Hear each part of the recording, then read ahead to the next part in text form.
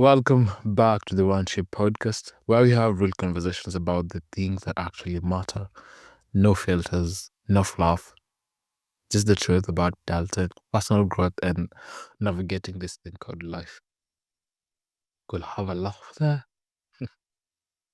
Today, we're talking about something that gets thrown around a lot but is rarely dissected properly: being comfortable in your own skin. Sounds like a great thing to say. Be yourself, love yourself, live your truth.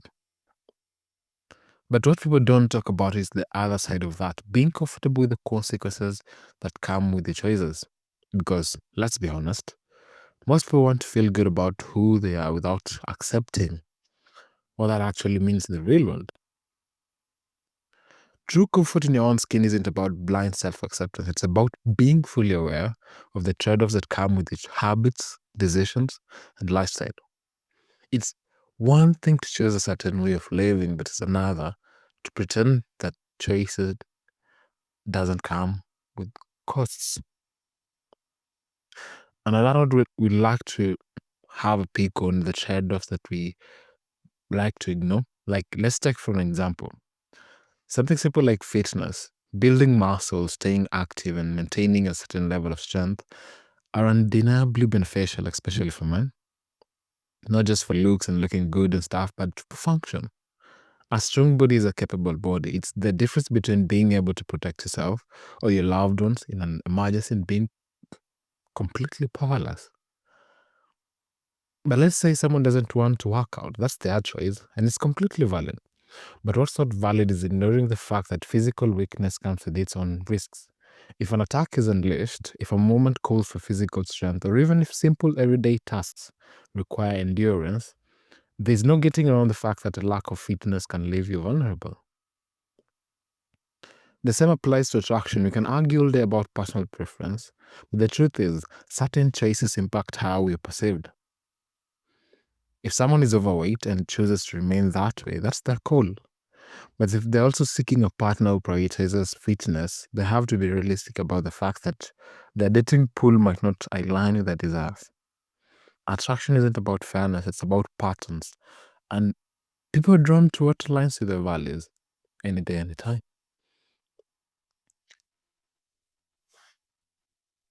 And this way it gets interesting. A lot of people want to be comfortable in their own skin, but what they really want is to be comfortable with while avoiding accountability. There's a big difference between genuine self acceptance and using self love as a way to escape responsibility. Let's be real. Many of the things that make people feel uncomfortable about themselves are things they can change. Feeling financially insecure, you could learn financial literacy, save, and build wealth. Feeling out of shape, you could adjust your diet, exercise, and improve your health. Lacking confidence in social settings, you could work on your communication skills, expand your knowledge, and become someone who adds value to conversations.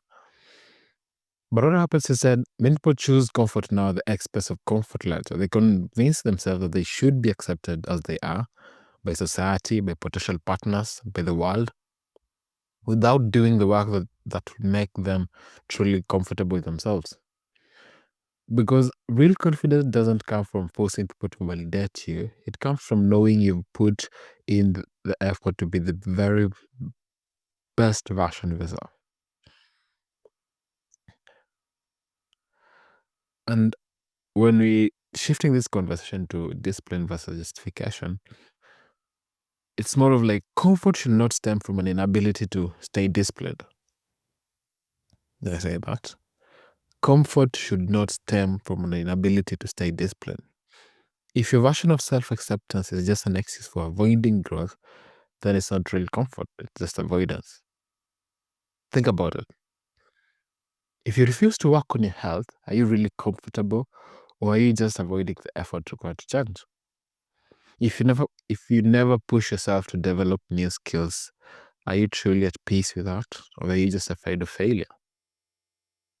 If you stay stuck in the same patterns but constantly feel dissatisfied, is that self-love, or is it just an elaborate way?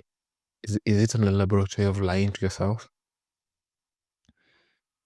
Being comfortable in your own skin shouldn't mean pretending everything is fine when deep down you know it isn't. True self acceptance means taking a good, hard look at yourself and saying, this is who I am, these are my choices, and I fully accept what comes with them. If you don't want to feel, if you don't want to level up in a certain area, that's fine. But don't expect the benefits that come with improvement. And definitely don't blame the world for responding accordingly.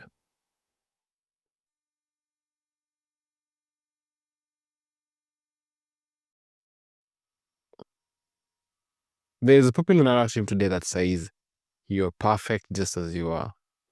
And while that sounds nice, and let's be real, none of us are perfect. Growth is a fundamental part of life. There's always something to learn, improve, or refine. Telling people they don't need to change, even when they're struggling, isn't kindness, it's deception. Self love should not mean complacency, it should mean having enough respect for yourself to acknowledge where you stand, where you want to be, and what's required to bridge that gap. There's nothing wrong with accepting yourself right now, but that doesn't mean you should stop striving to be better. And in this conversation, we come to this process where we have to honor reality. Because at the end of the day, this is what it comes down to. Are you truly comfortable in your own skin, or are you just telling yourself that to avoid the work?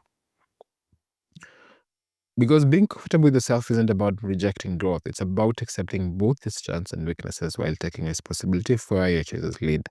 If you decide to stay the same, own it. If you decide to change, embrace it.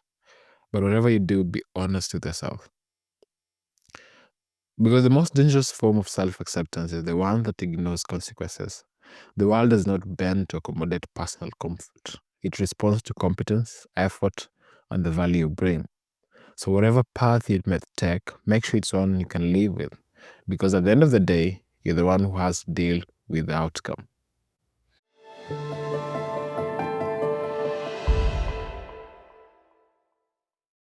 Dang, that's too good to hear.